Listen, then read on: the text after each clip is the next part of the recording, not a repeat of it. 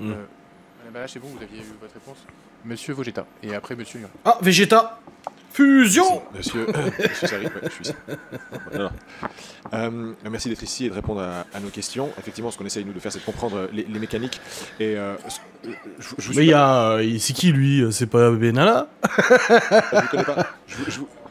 Alors non, monsieur, s'il vous plaît, monsieur Sari, pas de dénigrement. Vous écoutez les questions des parlementaires. Je vous demande, s'il vous plaît. Alors, monsieur Sari, je ne vous connaissais pas jusqu'à pas de dénigrement. Je ne vous ai jamais vu sur les réseaux. Mais en revanche, en vous écoutant aujourd'hui, on sent que vous comprenez que vous avez une influence certaine sur les mineurs en particulier, puisqu'on en a parlé en particulier. Oui, mais cette influence, c'est... Bien sûr qu'il a une influence, mais c'est... Putain, c'est un peu énervant quand même. T'as l'impression qu'ils veulent pas écouter. Sur un bouton d'exclure de votre Salut Nat. Les mineurs qui ont moins un âge déterminé, 13 ans, 15 ans, 18 ans, est-ce que vous le feriez et quel âge serait le bon âge pour vous à partir duquel une personne devrait pouvoir regarder vos contenus? Première question. Deuxième question, sur les placements de produits, on n'en a pas parlé, mais ça fait aussi partie de vos revenus, j'imagine.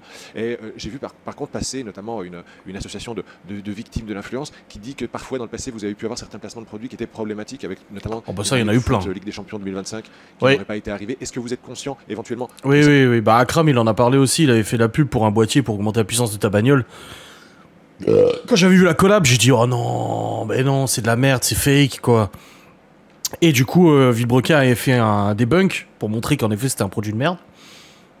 Et Akram en a reparlé l'autre jour en disant que ouais voilà, il regrettait tellement d'avoir fait confiance à cette agence.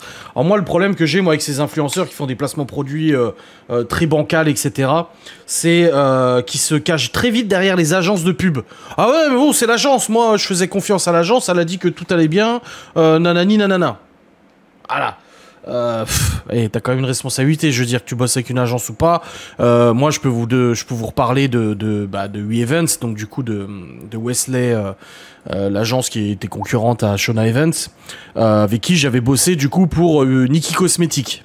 Et ça, je l'avais déjà raconté plusieurs fois. Et au bout d'un moment, les produits Nikki, moi j'ai commencé à douter fortement. Et puis ça rapportait, hein, je vous avais dit, presque 2000 € par mois, hein, net. Hein. Enfin net si c'était déclaré mais ça encore c'est un autre débat, mais du coup ouais, ça rapportait pas mal Nikki Cosmetics.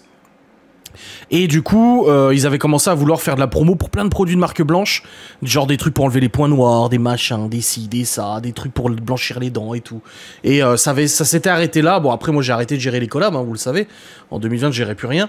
Mais du coup, je me suis dit non, par contre c'est abusé quoi. Que l'agence te dise voilà, il faut que tu fasses la promo de ça, je te file 500 balles. Ah c'est sûr que c'est appâtant, hein. Tu dis waouh. Putain, 500 balles par produit, tu reçois 10 produits à la maison, tu te dis, bah la vache, je vais gagner 5000 balles, quoi.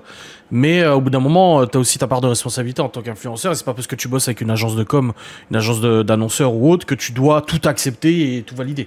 Certains problèmes avec des placements de produits que vous avez pu faire dans le passé. Oui, c'est une chasse aux sorcières. D'accord. Est-ce que vous êtes mais il y a quand même des gros problèmes. Il faut quand même l'avouer, il y a quand même des très gros problèmes. Est-ce que vous l'appliquez au quotidien de vos placements de produits? Donc c'est deux questions. Merci. Un âge parfait pour moi, pour mon Ojima, c'est tellement vaste. Ah, minimum. 16, 17, 16? C'est même pas que pour regarder mon contenu, mais même pour avoir des applications telles que Snapchat, TikTok, YouTube. 16. On retrouve de tout partout. 16. Dans n'importe quelle plateforme. 16 ans minimum. Mais je dirais un âge minimum, déjà juste pour avoir TikTok, je me baserais sur 14 ans. 16. En tout cas, moi, je vous parle 16. de moi, mon fils. Moi, mon fils, je sais que peut-être après ses 15 ans, il pourra utiliser TikTok, mais pas avant. Après, peut-être que je suis pas encore un bon papa, il n'a que 1 an. Mais c'est vrai que si on parle de ma vie privée, j'ai un enfant. Son pote à côté, il est shootex. Il est là. No boy, don't cry. Il a l'air complètement shooté, le mec. Hein. Je sais pas si c'est vrai ou pas. Il m'a l'air sur une autre planète, quoi. Sa tête, elle me fume, le gars. Oh putain.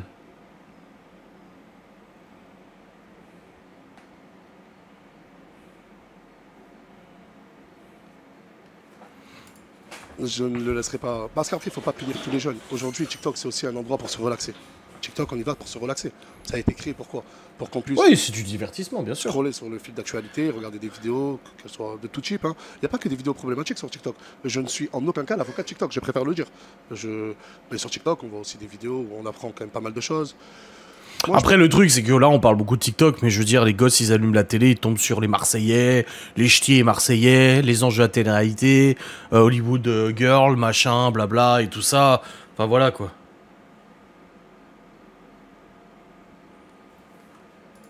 je pense que c'est plus une question d'algorithme pour les jeunes, plus les ramener vers un contenu, on va dire, éducatif. Après, l'âge, si on interdit à ces jeunes-là, TikTok, je sais qu'ils sont omniprésents. Après, je sais que l'ancien Premier ministre a fait une proposition de loi ou va faire une proposition de loi pour les interdire au moins de 15 ans. Après, voilà, je ne suis ni Premier ministre, ni député. Et un âge parfait, ouais, je dirais 15 ans, peut-être 15 ans. 16. Et centrer un algorithme. 16, moi, c'est Après, ça. sur mon Pour les compte, réseaux moi, sociaux. pareil, Snap, parce que TikTok, ça reste un réseau social quand même. et 16. Je dirais de 15-16 ans à largement plus. Mais aujourd'hui, après, moi, c'est une vraie question que je me pose. Vous savez que je peux aller sur TikTok ou sur d'autres applications, créer un compte et mentir sur mon âge. J'en ai Oui. 29, je peux dire que j'en ai 69. Oui, mais oui, c'est une oui, réalité, ça oui, aussi. ça aussi. C'est une Comment réalité. contrôler? Et Hmm. peut-être être plus précis quand tu rends l'inscription. Je ne sais pas comment, j'ai pas la solution. Je ne vais pas vous dire qu'il faut donner des pièces d'identité à TikTok. Je ne sais pas comment faire, mais être plus prévoyant sur ça. Et la deuxième question, c'était moi, il faut savoir que... Oui, et puis le problème, c'est que c'est comme Pornhub, etc. Je veux dire, si demain ils interdisent en France et que t'es obligé de mettre la carte d'identité pour lancer TikTok, bah NordVPN, et puis c'est bon, tu vas ailleurs et puis tu t'inscris, quoi. Mes rémunérations, moi, elles proviennent des plateformes directement et non des placements de produits. Les placements de produits, ça doit représenter... excusez-moi, j'ai cru que vous voulez parler. Ça représente même pas, je sais pas, on me demande de sortir des chiffres, mais là, j'ai même pas 5 à 8%. Oui, je crois qu'en Chine, Énormément. c'est Un placement compliqué. de Ouais. produit, c'est pas obligatoire, c'est pas obligé. On peut le faire gratuitement et j'en fais énormément gratuitement. Comme l'a dit votre confrère, on m'appelait le Robin des Bois modernes. Si demain vous venez me voir, vous me dites que vous avez une boulangerie, j'aime bien votre pain, j'y vais, je fais un placement de produit. Sur les maillots de foot, Dieu merci, sur cet exemple-là, c'est un problème qui a été réglé. Je fais des millions de vues. C'est une personne qui s'est lancée dans la vente de maillots, une société, etc. Et à vrai dire, il ne s'y attendait pas à un tel taux de commande. Il y a énormément de livraisons reçues. Et et je sais que tout le monde a Ouais, reçu et un mail. c'est qui? C'est Radier Radier qui a fait une vidéo, je crois, là-dessus. C'est des faux maillots de foot, malheureusement. D'ailleurs, Malone a acheté sur Vinted un maillot du Brésil. Et du coup, bah, après avoir vu la vidéo, j'ai scanné. Du coup, il y a un code barre en fait sur le maillot. Il y a une référence et je l'ai scanné. Et en fait, c'est un faux maillot. Bah après, il l'a pas payé cher hein, sur Vinted, 5 balles ou 10 balles. Mais ce n'est pas un vrai maillot. Parce qu'en fait, si tu mets le code barre, en gros, tu le scannes, je sais pas quoi, ça te dit quel maillot c'est. En gros, chaque maillot de chaque pays, de chaque numéro, de chaque joueur, un numéro de série spécifique qui redirige vers ce maillot-là. Et quand j'ai scanné le maillot de Malone, ça m'a tombé sur un maillot genre du Paris Saint-Germain ou je sais pas quoi. Parce que pour faire vrai, ils mettent des fausses étiquettes. Mais en fait, du coup, les numéros de série sont pas les bons. Avec maintenant un suivi et tous les maillots vont être reçus. Et bien sûr, il y a des lois, nous les créateurs de contenu, on les applique. Le hashtag publicité à chacune, même qu'elle soit gratuite. Hein.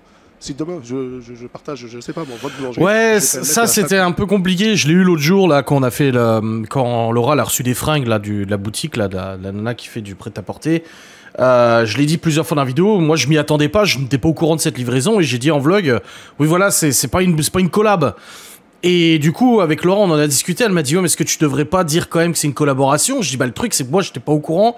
C'était pas une collab pour moi. En plus, c'est Laura qui l'a reçu. C'est pas moi qui l'ai reçu. C'est pas moi qui vais porter une robe. À part si vous voulez que je porte une robe en vidéo.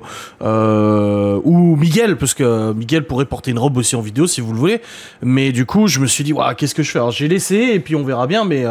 Mais c'est compliqué les collabs. Surtout que maintenant, tous les produits gratuits, on doit les déclarer aussi et tout. Donc, publicité pour bien montrer à ma communauté que je suis en train de faire un placement de produit. Ok, merci de préciser ça parce que c'est ce vrai que que beaucoup d'influenceurs ne font pas, notamment à Dubaï. Il y en a énormément qui respectent absolument pas cette règle et tout ça. Je vois Laura quand elle regarde la Guénam et tout ça. Je dis mais putain la fraude quoi, des produits qui sont des marques blanches, des sites internet bancals, des machins, etc. Vogeta, on est très attentifs puisqu'on est tous les deux les auteurs de la loi sur l'influence commerciale en fait.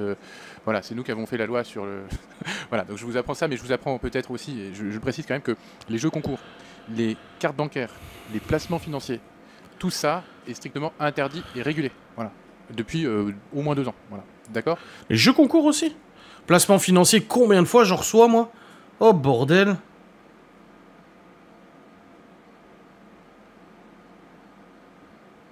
Alors elle sort seulement du boulot.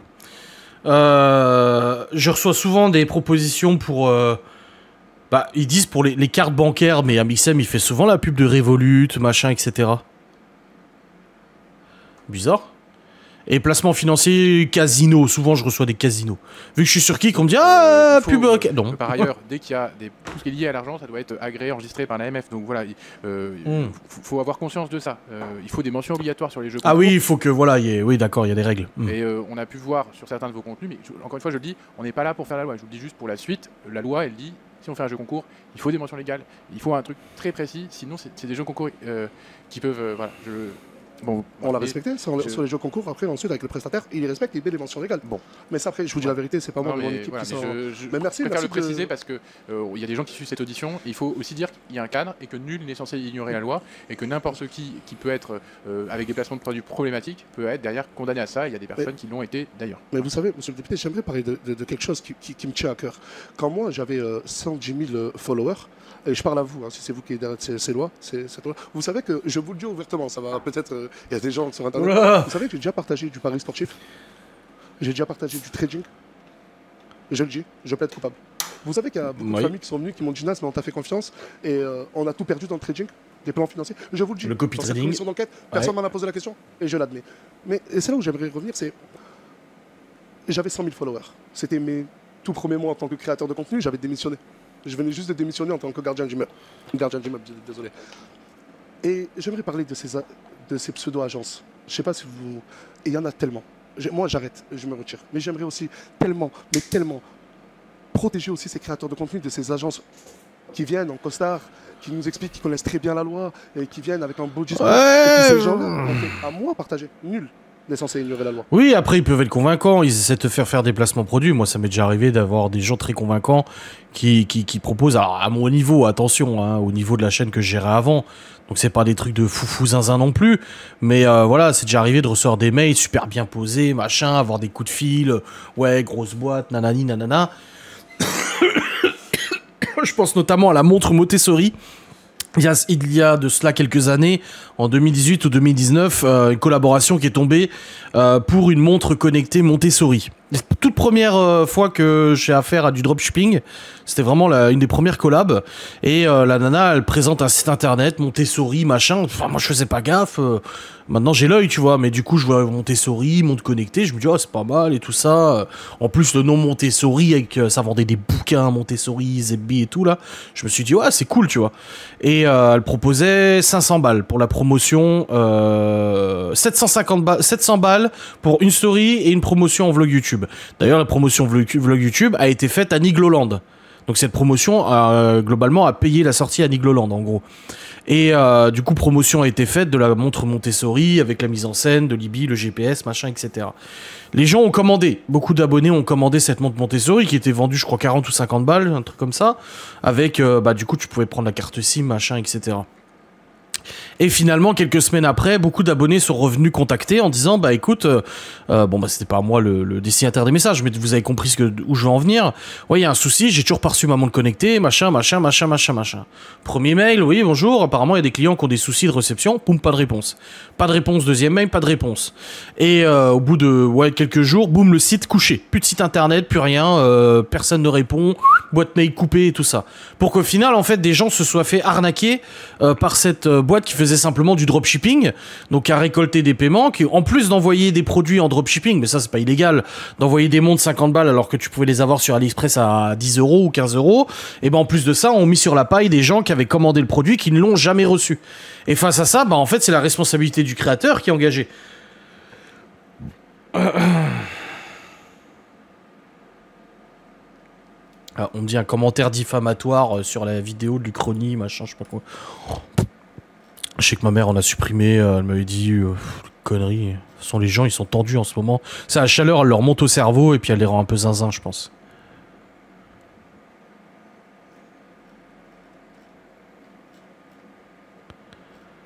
Bon, j'ai pas le temps de regarder, là je regarderai la prochaine fois.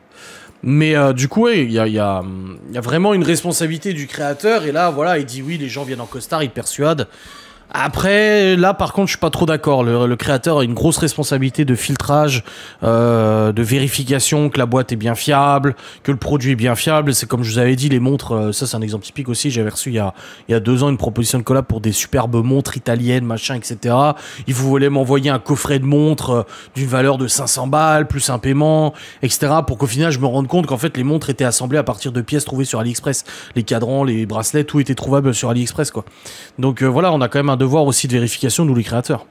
Mais bon, après, c'est mon Mais avis. quand vous avez 22 ans et d'un coup des centaines de milliers de followers et vous avez ces pseudo-experts qui viennent et qui se présentent à vous. Vous savez, ces gens-là passent leur temps derrière un ordinateur ou derrière un téléphone à détecter tous les nouveaux talents. Oh là là, lui, il a 80 000 followers, je vais l'approcher, je vais lui faire des placements de produits. À la fin, ça retombe sur le créateur de contenu. Mais pourquoi on ne tape pas sur ces pseudo-agences? Moi, j'ai eu la chance, en deuxième partie de ma carrière, d'avoir une agence très clean, très propre. Mais je vous jure que j'aurais aimé qu'on protège de ces gens-là au début. Pour le coup, avec la loi influenceur, on a aussi responsabilisé les agences et elles sont pénalement co-responsables des contenus qui peuvent être publiés, des contenus problématiques. Je vous en remercie. Et ça, c'est une co-responsabilité marque, agence, influenceur. Donc j'invite vraiment tous ceux qui s'intéressent à ce sujet et ceux qui font des placements de produits à bien prendre connaissance du cadre légal, parce que derrière, en fait, si vous fautez, ça peut être jusqu'à 300 000 € d'amende, 2 ans de prison ou un certain montant du chiffre d'affaires. Alors, j'avais encore une demande de parole de Monsieur Lioré. Merci Monsieur le Président. Monsieur Sarri, bonjour. Je suis René Lioré, député de la Côte d'Or. Et pour tout vous dire, un candide des réseaux sociaux, parce que Snapchat ou TikTok, je n'y vais pas. Je découvre aujourd'hui vos 3 700 000 followers sur TikTok et 9 millions sur Snapchat. 9 millions sur Snap, il a. Putain. Bien sûr, des gens qui vous suivent. Vous avez une particularité, c'est que les gens désirent vous voir. Et ça, c'est pas le cas de tous les influenceurs. J'ai noté au début de notre entretien. Moi, j'ai quand même quelqu'un qui m'a appelé tout à l'heure sur le téléphone du boulot parce qu'elle voulait simplement m'entendre ma voix, je pense. Hein. Je sais pas, mais... D'ailleurs, elle a pas essayé de rappeler. De toute façon, j'ai bloqué le numéro. Non, elle a pas essayé de rappeler. J'étais... En vrai, hein, j'étais à 2 doigts de balancer son numéro. Hein. Mais après, je me suis dit, bon, elle a pas été méchante ou quoi que ce soit, c'est juste un peu dérangé dans sa tête. Donc j'ai laissé pisser. Vous avez cité un cas, bon, il y en a peut-être d'autres, mais c'est quand même pas la majorité, de jeunes qui quittent la maison à 100 km et les parents qui vous téléphonent pour vous dire gardez-le. D'autres qui viennent dans votre quartier en vous disant ici je suis bien, je suis en sécurité. Ma question, c'est qu'est-ce que vous représentez pour ces gens-là, d'autant qu'il y a des majeurs, hein, vous avez parlé de gens de 25, 30 ans, 35 ans. Qu'est-ce qu'ils attendent de vous? Comment on devient de Nasser Sarri à Nasdaq, voilà. Et comment vous positionnez, vous? Quelle est votre image? C'est comme une star, les gens ont envie de le voir parce qu'il l'idolâtre, parce que c'est une personnalité. Voilà, ouais. Il y en a qui attendent la fin d'un concert pour voir leur chanteur préféré, en fait. Vous ne trouverez pas dans un club de sport. C'est pareil. Pas dans le milieu familial. Dans la famille, en fait, toutes ces structures qui sont là. Ouais, mais là, je suis. Qu'ils trouveraient chez vous. Ouais, qu'est-ce qu'ils trouveraient chez vous? Le mec est suivi par 10 millions de personnes. Je comprends pas pourquoi les gens veulent vous voir en vrai. C'est comme n'importe quelle star ou quoi que ce soit. Hein. Encore une fois, hein. Les stars de la télé, c'est encore différent des influenceurs, attention. Mais il y en a qui commandent des box. ouais, il y en a qui. Ouais, si elle avait pu me commander des box, ça aurait été sympa déjà. Ça m'aurait pas fait perdre de temps. Pour mieux cerner votre personnalité, en fait. Ouais, mais je comprends pas. Les gens veulent le voir parce qu'ils veulent le voir, c'est tout. Les personnes qui sont là-bas, eux, qui ont regardé mon contenu, ils savent que j'ai filmé mon quartier, que je filme mon quartier. Et vous savez que mon quartier, c'est un petit cocon familial où tout le monde s'aime bien, tout le monde rigole. Et là où j'ai eu mes torts, c'est de montrer que le côté positif de mon quartier. Donc tout le monde croyait en arrivant là-bas, ça allait être bien, au top, parce que tout naturellement, j'ai essayé de cacher le côté... Ah ouais, ça c'est sûr que vendre une vie idyllique en vlog, ça retombe très vite... ça fait très vite prout, et après les gens n'arrivent pas à y croire, hein, quand on leur dit que non, c'est pas comme ça. C'est de mon quartier, parce qu'il y en a. Il y a des cons partout. Et ces personnes-là, quand elles viennent, je vous parle à cœur ouvert, sur des témoignages, je leur dis, mais pourquoi vous venez me voir? Ils me disent, on veut passer 24 heures avec toi, on veut... Aujourd'hui, c'est malheureux, mais énormément de jeunes, je pense, rêveraient de devenir influenceurs que députés. C'est une réalité. C'est une réalité. Bon Direct dans le cœur.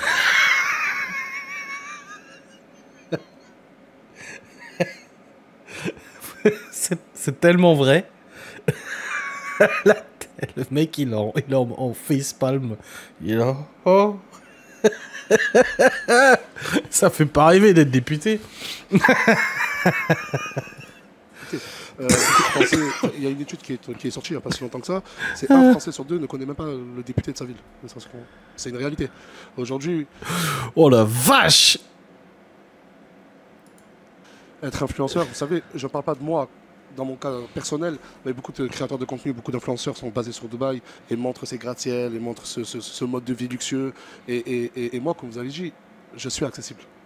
Alors, encore une fois, hein, je vous dis très bonne vidéo d'une youtubeuse là, que j'ai découvert récemment, qui a fait une vidéo sur la réalité de Dubaï, très intéressante. Et c'est ce que je dis depuis très longtemps, que les gens à Dubaï, la chose qui est le plus marquante, il faut quand même savoir que les influenceurs à Dubaï, qui deviennent influenceurs et qui vivent à Dubaï, sont obligés de signer une charte avec le gouvernement qui leur interdit de critiquer ouvertement Dubaï, son administration, son fonctionnement, ses services, etc., sous peine d'être en tôle. Hein. Mais ça, ils le disent pas, la Tivnin, les machins, les ci, les ça, ils le disent pas, hein, parce que quand il y a des problèmes, on voit bien qu'ils se limitent de trop, ils disent « Ah non, non, ah Dubaï, ah tout va bien, la police à Dubaï, tout va bien, oh, tout va bien. » Donc bon. Amin Story, du coup, là, les youtubeuses. Amin Story ou Ami Story, je sais plus comment elle s'appelle, mais en gros, super vidéo sur la réalité à Dubaï, sur ce qui se passe à Dubaï et tout ça. Vraiment, si tout ce qu'elle dit est vrai, encore une fois, on utilise le conditionnel, hein, ça se trouve allemand, je vois pas trop l'intérêt, mais du coup, c'est très c'est très loin de la réalité que les influenceurs de Dubaï nous vendent. Hein. On a juste à prendre un train et aller voir Nasdaq. Et quand ils viennent, parce que je le dis clairement, pour les jeunes même qui sont au foyer, je représente un symbole de renaissance pour eux, d'une meilleure vie et surtout d'un meilleur avenir. Et c'est là où c'est là où je le regrette. Je le regrette d'avoir fait en sorte, on va dire indirectement, que ces jeunes-là viennent et croient en moi au lieu de croire en leur étude, croire en leurs parents, en leur éducation. Mais c'était pas voulu en fait. Moi je voulais juste montrer une bonne image de moi-même et de mon quartier. Et à la fin ça s'est transformé en fléau de jeunes qui venaient pour me demander clairement Nasdaq, on veut avoir une meilleure vie. Et je vous le jure que par tous les moyens, et c'est énormément choquant, j'ai pu en aider. Jusqu'à en faire des burn-out, jusqu'à être hospitalisé. Oui, comme tous les pays, il y a un côté sombre, mais le problème c'est que Dubaï est vendu comme l'idylle. Dubaï est clairement, c'est comme la Suisse. Hein. Moi, quand j'ai bossé en Suisse, les gens ils s'imaginaient tout le temps des trucs de ouf, alors que la Suisse c'est pas du tout l'Eldorado comme beaucoup pensent. À moins que tu aies un boulot qualifié. Si t'as un boulot qualifié, c'est déjà mieux. Mais Dubaï, tout le monde te le vend comme l'Eldorado, etc., etc. Alors que derrière, il y a une influenceuse d'ailleurs qui a critiqué les inondations l'année dernière. Bah, elle a été en tôle.